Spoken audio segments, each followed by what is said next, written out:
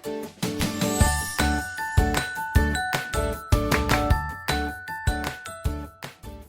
Students, very welcome to all on exam Niti. सही नीति सही दिशा। स्वागत है आप सबका एग्जाम नीति पर मेरे यानी माधवी कुशाल गौर के साथ। कैसे हैं आप सब? आई होप आप बहुत अच्छे हैं और एकदम जम के पढ़ाई कर रहे हैं।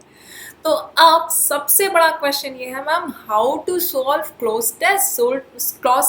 क्लोज टेस्ट को सॉल्व कैसे करें, है ना? सब लोगों की यही क्वेरी है। बहुत सारे लोग ये पूछते हैं, बहुत सारे लोग इस चीज़ को सर्च करते हैं। तो ठीक है, आज छोटी छोटी सी ट्रिक्स हैं, छोटी छोटी सी टेक्निक्स हैं। अगर आप वो यूज़ करते हैं, लगाते हैं, उनको अप्लाई करते हैं तो आपको बहुत हेल्प मिलेगी किसी भी क्लोज टेस्ट को सॉल्व करने के। 110%। चाहे आप एसएससी का क्लोज टेस्ट सॉल्व करें, चाहे बैंकिंग का क्लोज टेस्ट सॉल्व करें, चाहे आरएसएसबी का क्लोज टेस्ट सॉल्व करें, चाहे एमटीएस स्टेनो, किसी भी लेवल का अगर आप क्लोज टेस्ट सॉल्व करेंगे तो आपको करने में आसानी होगी। ठीक, चलिए तो आज के सेशन का श्री गणेश करते हैं और सबसे पहले ट्रिक समझते हैं। ट्रिक्स से पर भी आने से पहले हम बात करते हैं क्लोज टेस्ट है क्या। क्लोज टेस्ट एक पैसेज होता है, ठीक है, और इस पैसेज में आपको बीच बीच में ब्लैंक्स गिवन होते हैं। वो ब्लैंक्स नंबर्ड होते हैं, नीचे ऑप्शंस गिवन होते हैं। आपको जो सूटेबल वर्ड लगे 5 ऑप्शंस में से या 4 में से आप एक फिल कर दीजिए। एसएससी होगा तो 4 ऑप्शन, बैंकिंग होंगे तो 5 ऑप्शंस, ठीक है। जो सूटेबल वर्ड लगता है कि अच्छा है, फिल करने के लायक है, सुटेबल टू फिट इन, उसे फिल कर दीजिए, है ना। अब प्रॉब्लम इज 5 में से, अगर बैंकिंग की बात करूं तो 5 में से 4 को एलिमिनेट करना है तो क्या क्या करना पड़ेगा। पहली अप्रोच ये कि आपको पैसेज को स्किम करना होगा, ठीक, यानी कि एक लाइन छोड़ छोड़ कर पढ़ना होगा। लाइंस को स्किम कर करके पढ़ना होगा, ये नहीं कि सारा का सारा पढ़ के उसका मीनिंग समझने बैठे।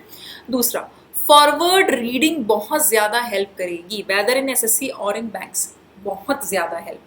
मतलब अगर आपको किसी एक ब्लैंक के आसपास उसके पहले की लाइंस पढ़ के हेल्प नहीं मिल रही तो उसके आगे की लाइंस पढ़िए। हो सकता है कि आपको पूरा का पूरा वर्ड ज्यों का त्यों रखा हुआ मिल जाए जो कि आपको इस ब्लैंक में फिल करना था। ठीक, आगे पढ़कर देखिए, फॉरवर्ड रीडिंग करिए ब्लैंक के आगे। नेक्स्ट होता है आइडेंटिफाइंग द टोन। आपको पैसेज की टोन बतानी है कि क्या वो टोन पॉजिटिव है या नेगेटिव। अगर पॉजिटिव है तो आपको पॉजिटिव टाइप के पार्ट्स ऑफ स्पीच भरने हैं, नेगेटिव है तो नेगेटिव टाइप के पार्ट्स ऑफ स्पीच भरने हैं। क्लियर? फिर आती है ग्रामर। ग्रामर में भी मैं जब भी ग्रामर की बात करती हूँ तो पार्ट्स ऑफ स्पीच मेरा मतलब होता है, और पार्ट्स ऑफ स्पीच में आपको जो मेनली हेल्प करते हैं यहाँ पर क्लोज टेस्ट को सॉल्व करने में, वो होते हैं वर्ब, वो होता है एडजेक्टिव और वो होता है एडवर्ब। वर्ब, एडजेक्टिव और एडवर्ब बेसिकली यहाँ पर आपके लिए बहुत ज्यादा इंपॉर्टेंट होते हैं। एंड नेक्स्ट और लास्ट, एलिमिनेशन मेथड अप्लाई करना होता है। आपको ऑप्शंस को पढ़ के जो out of the context options होते हैं उनको एलिमिनेट करना होगा। अगर वो ऑप्शन में फिट ही नहीं है, ऑप्शन के कंटेक्स्ट में फिट ही नहीं है, तो आप उनको क्या करेंगे फिल करके, इसलिए उनको एलिमिनेट कर दीजिए। समझ में आ गया? चलिए अब देखते हैं कि ये टेक्निक्स कहाँ कहाँ से पर अप्लाई हो रही हैं। सबसे पहली चीज जो जानने जरूरी है कि मैम क्लोज टेस्ट क्यों बोलते हैं इसको। हाँ, जान लीजिए, क्योंकि ये बना है प्रिंसिपल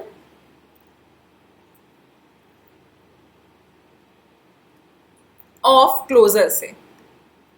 मतलब क्लोजली रिलेटेड वर्ड जिनका एकदम कंटेक्स्ट में मीनिंग फिट बैठता है, उनसे एकदम संबंधित शब्दों को भरना कहलाता है प्रिंसिपल ऑफ क्लोजर से बना ये वर्ड क्लोज टेस्ट। चलिए, हाँ, तो आप डायरेक्शंस ये है कि आपको एक पैसेज गिवन है जो कि ऑलरेडी आपको स्क्रीन पर दिख रहा है ना।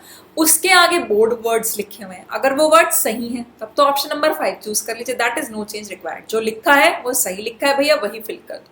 नहीं तो बाकी 4 ऑप्शंस में से जो सही सुटेबल ऑप्शन है उसको चूज करके वर्ड को फिल कर दीजिए। क्लियर? चलिए, 4 ऑप्शंस मैं फिर कह रही हूँ, समझ लीजिए कौन कौन से हैं। स्किपिंग करनी है, स्किमिंग कर करके पढ़ना है पैसेज को, पूरा पूरा नहीं समझना है। ग्रामर का ध्यान रखना है, एलिमिनेशन करना है, रीडिंग भी करनी है और फॉरवर्ड रीडिंग भी करनी है।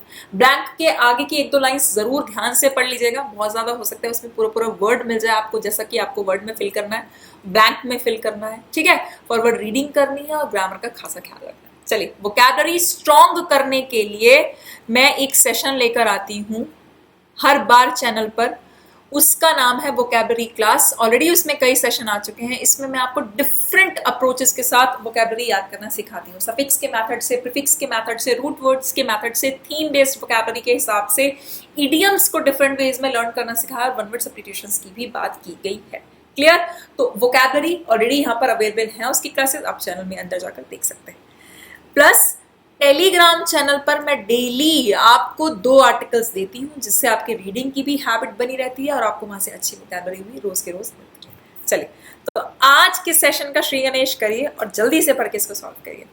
फर्स्ट ब्लैंक को ध्यान से देखिए, फर्स्ट लाइन को जल्दी से स्किम करिए।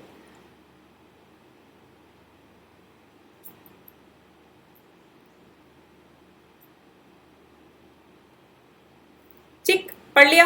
देखिए, the covid induced lockdown has negatively impacted, किस तरह का असर डाला है? निगेटिव इम्पैक्ट किया है, बुरा प्रभाव डाला है। The nutrition availability of women workers, जो महिला लोग हैं, जो महिला काम करने वाली ऐसी महिलाएं जो कि कार्य करती हैं, ठीक, ऐसी महिलाओं में न्यूट्रिशन जो है वो बिल्कुल उनका लेवल बहुत कम हो गया है, बहुत बुरा असर डाला है, उस पर नेगेटिव इम्पैक्ट डाला है। कहाँ पर? मध्य प्रदेश में। जिसके साथ 57%, इसके साथ ही साथ 57% ऐसी विमेन हैं जिन्होंने रिपोर्ट किया है फ्रीक्वेंसी ऑफ मील्स, ठीक, उनके खाने में डैश आवृत्ति है, उन्हें किस टाइप का खाना मिल रहा होगा, जबकि लॉकडाउन का उनके ऊपर निगेटिव इम्पैक्ट पड़ा है, तो उन्हें किस टाइप का खाना मिल रहा है, किस फ्रीक्वेंसी में उन्हें खाना मिल रहा है, आपको ये फिल करना है। इंक्रीज फ्रीक्वेंसी में मिल रहा है, रिड्यूस फ्रीक्वेंसी में मिल रहा है, डैमेज फ्रीक्वेंसी में मिल रहा है, प्रॉस्पर, या लिखा हुआ है वहां पर नोटेड फ्रीक्वेंसी में उनको खाना मिल रहा है। एक चीज सॉल्व करने से पहले मैं एक छोटी सी बात बताना चाहती हूँ। एक तो है फ्रीक्वेंसी, नाउन। क्लियर? नाउन को क्वालिफाई कौन करता है? एक एडजेक्टिव करता है। नाउन को क्वालिफाई करता है एक एडजेक्टिव, दैट टू जब सारी बातें निगेटिव हैं तो हमें कैसा एडजेक्टिव चाहिए होगा? Negative adjective. अब फिल करने की कोशिश करिए।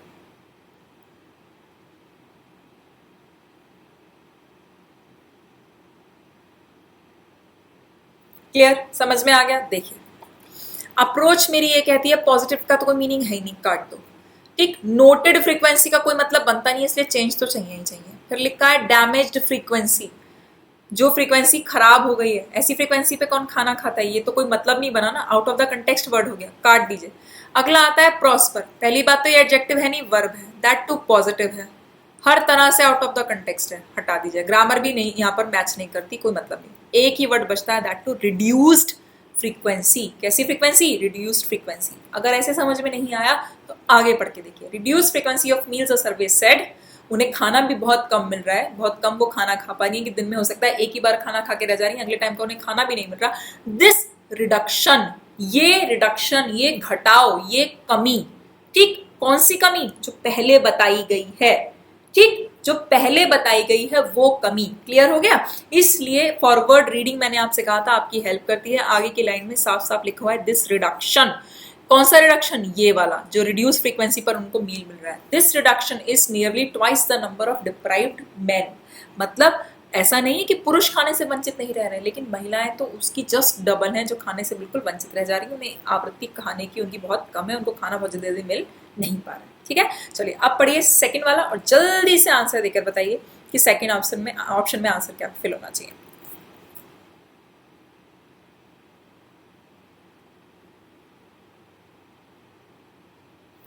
क्लियर? पढ़ चुके, देख चुके, आइडिया ले लिया। देखिए, overall 88.17% women workers reported a dash in food consumption. In food consumption में, उससे पहले देखिए क्या लिखा है, बाय से पहले क्या लिखा है? अ मतलब आर्टिकल। आर्टिकल किसके लिए आता है? यानी कि डिटर्मिनर किसके लिए आता है? नाउन के लिए आता है डिटर्मिनर। इतना तो कंफर्म है ना? ठीक, तो हमको क्या चाहिए? अ डैश इन, खाना खाने में डैश रिपोर्ट किया है। खाना खाने में क्या रिपोर्ट करेंगे वो लोग? आगे पढ़कर देखिए, with majority of them engaged in the service sector, आधे से ज्यादा लोग सर्विस सेक्टर में हैं ये औरतें। Where the loss of livelihood due to the lockdown, जिसमें लॉकडाउन की वजह से जो लोगों की नौकरियां सबसे ज्यादा गई हैं, has been the most significant, है ना? एनजीओ ने बताया कि सर्विस सेक्टर में काम करने वाली तो महिलाओं की नौकरी सबसे ज्यादा गई है, तो उनको खाना कैसा मिल रहा होगा। उन्होंने क्या रिपोर्ट किया कि डैश इन फूड कंजम्पशन, उनके फूड कंजम्पशन में एक डैश आया है। क्या आया है, शुरुआत करते हैं। डिक्लाइन आया है, घटाव आया है, ठीक है, नाउन है, दैट टू निगेटिव है, निगेटिव हमारी थीम पे भी जा रहा है, दैट टू हमको पता है कि आर्टिकल के बाद नाउन चाहिए, तो इस हिसाब से तो बिल्कुल ठीक होता है। उनके खाने में जीरो आया है, नल आया है, कोई मतलब नहीं है। उनके खाने में बेइज्जती आई है, कोई मतलब नहीं है। वहां पर लिखा है उनके खाने में बायस आया, पक्षपात, खाने में पक्षपात कैसे आता है, कोई मतलब नहीं है, ठीक है। नेक्स्ट लिखा उनके खाने में अमेज आया है। एक तो ये वर्ब है, दैट टू पॉजिटिव है ना। ग्रामर तो कह रही थी कि हमें नाउन चाहिए, आर्टिकल वर्ब को थोड़ी ना क्वालिफाई करता है, तो इसलिए इसका कोई मतलब नहीं है। यहाँ पर क्या आना चाहिए, डिक्लाइन आना चाहिए। क्लियरली हमें हमारा आंसर मिल गया कि उन्होंने खाना खाने में घटाव रिपोर्ट किया है, कि उनको खाने में कमी आई है, गिरावट आई है, उनको खाना भी नहीं मिल पा रहा है ठीक से। Moving on to the next, answer check कर लीजिए। Answer is option number 1। अब नेक्स्ट क्वेश्चन की तरफ बढ़िए, नेक्स्ट ऑप्शन की तरफ। The group had dash a 9 days survey in May, मई महीने में ग्रुप ने सर्वे किया, ठीक, ग्रुप ने सर्वे डैश किया। अब कैसा सर्वे, सर्वे को इन्विसाज किया, सर्वे को डिलीवर किया, सर्वे को कंडक्ट किया, सर्वे को रेंडर किया, सर्वे को टैक ऑन किया, या इन्विसाज ही सही लिखा हुआ है।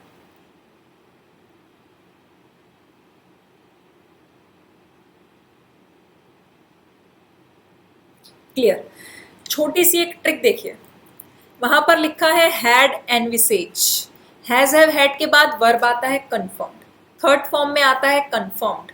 अब वोकैबुलरी की बात करिए, बात चल रही है सर्वे की। सर्वे को जनरली क्या किया जाता है, सर्वे तो किया ही जाता है, डू द सर्वे तो होता नहीं है। क्लियर है कि सर्वे के साथ वर्ब डू तो आता नहीं है ना, गलत हो गया। सर्वे डिलीवर नहीं होता, स्पीच डिलीवर होती है, कोई मतलब नहीं है। ये वर्ब की कैसी फॉर्म है, फर्स्ट फॉर्म है, नहीं आ सकता, क्यों, क्योंकि हमें वर्ब की थर्ड फॉर्म चाहिए। नेक्स्ट यहाँ पर लिखा है रेंडर, ये भी वर्ब की फर्स्ट फॉर्म है, थर्ड फॉर्म नहीं है, नहीं आएगा। वहां पर लिखा है एनविसेज्ड, एनविसेज का मतलब होता है फोरकास्ट करना, प्रिडिक्ट करना। सर्वे करना है या सर्वे को भी प्रिडिक्ट करना है, सर्वे तो किया जाता है ना, सर्वे प्रिडिक्ट थोड़ी ना करते हैं, तो इसलिए इन्विसाज का भी कोई मीनिंग नहीं बैठता, इसलिए नो चेंज रिक्वायर्ड भी आंसर नहीं होगा। सिर्फ एक ही ऑप्शन बचा, दैट टू कंडक्ट, सर्वे किया। ध्यान रखिएगा सर्वे के लिए एक स्पेसिफिक वर्ड बना है, सर्वे करना, conduct the survey. Clear, conduct the survey, conduct the rally, conduct the seminar. Speech deliver की जाती है, सर्विसेज जो होती हैं वो रेंडर की जाती हैं। रेंडर क्या की जाती हैं, सर्विसेज देना कहलाता है रेंडर द सर्विसेज। ध्यान रखिएगा स्पेसिफिक नाउन के लिए स्पेसिफिक वर्ब्स यूज किए जाते हैं, ये नहीं है कि कोई भी वर्ब हर एक नाउन को क्वालिफाई करे, ऐसा बिल्कुल नहीं। चलिए, समझ में आ रहा है तो सेशन को लाइक जरूर कर दीजिए। अप्रोचेस क्लियर हो रही हैं, स्किमिंग से बातें समझ में आ रही हैं, टोन समझ में आ गई है आपको, आप समझ में कर रहे हैं, इस बात को ध्यान में रखते हुए काम कर रहे हैं। फर्स्ट पैराग्राफ भी नेगेटिव, सेकंड भी नेगेटिव, तो नेगेटिव टाइप की वोकैबुलरी आ रही है। तो अगर सारी बातें क्लियर हो रही हैं, फॉरवर्ड रीडिंग आपकी हेल्प कर रही है, तो सेशन को प्लीज लाइक करिए और शेयर जरूर करिए। Moving on to the next, answer check करिए। आंसर कंडक्ट है, बिल्कुल कंडक्ट होगा। Next, in May dash 26 of the 52 districts.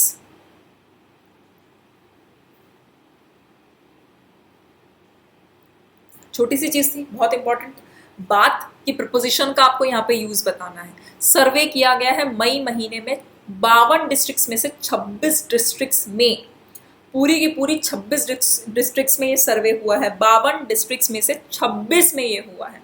Of the state, राज्य की, राज्य के 52 जनपदों में से 26 जनपद में ये सर्वे किया गया है। ठीक, तो विद्या नहीं होगा, है ना, विद नहीं होता, उनके साथ नहीं, उनमें किया गया है। पूरी पूरी 26 डिस्ट्रिक्ट्स की बात हो रही है। अक्रॉस बिल्कुल हो सकता है, फॉर जनपदों के लिए नहीं किया गया है, जनपदों में सर्वे किया गया है, तो फॉर का तो कोई मीनिंग ही नहीं बैठता। ठीक, वहां पर क्या लिखा है, ऑफ 26 जनपदों के लिए सर्वे नहीं हुआ, या जनपदों का सर्वे नहीं हुआ, जनपदों में सर्वे हुआ। 52 में से 26, ठीक, 52 में से 26। तो जब भी बात इस तरह की आती है तो वहां पर फॉर नहीं यूज होता, ऑफ नहीं यूज होता, विद नहीं यूज होता। अमंग, अमंग का मतलब होता है दो से ज्यादा लोगों या चीजों के बीच में। बीच में का तो कोई सेंस है ही नहीं, out of the context preposition है। एक ही प्रपोजिशन बचती है, दैट टू अक्रॉस। जब कभी भी आपको ऐसा दिखाई दे कि किसी चीज की अक्रॉस, मतलब इतने देशों के अक्रॉस ये काम हुआ है, ये इसमें सम्मिलित हुए हैं, 52 राज्य के 52 डिस्ट्रिक्ट्स में से 26 डिस्ट्रिक्ट्स में सर्वे हुआ, तो इसे यहाँ पर क्या आएगा? अक्रॉस आएगा। क्लियर? चलिए, मैं बहुत टाइम देकर आपको एक चीज को इसलिए बार बार कह कह कर समझाती हूँ ताकि एक अप्रोच आपके माइंड में फीड हो जाए, बस जाए।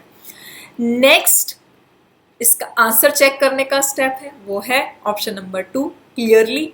अब हम बढ़ते हैं 5th क्वेश्चन पर, लेकिन मैं आपसे कहूंगी कि आप इसको ध्यान से देख लीजिए और स्लाइड का क्या कर लीजिए, स्क्रीनशॉट ले लीजिए, ठीक। और होमवर्क में आप मुझे ये करके बताएंगे अगर आपको क्लियरली समझ में आए कि स्किमिंग कैसे करते हैं, ग्रामर कैसे लगाते हैं, नेगेटिव पॉजिटिव अप्रोच कैसे बनती है, चारों आपको ऊपर के अगर समझ में आए पार्ट्स की कैसे मैंने फिल किए हैं, तो प्लीज इसको होमवर्क करके मुझे कमेंट बॉक्स में कमेंट करके बताइएगा। मुझे बहुत खुशी होगी ये देखकर कि आपको मेरी बताई हुई चीजें समझ में आ रही हैं। क्लियर? होमवर्क का एक क्वेश्चन है। यस, तो फिर आज के सेशन को यहीं समाप्त करते हैं। तब तक के लिए thank you and till then, carpe डियम।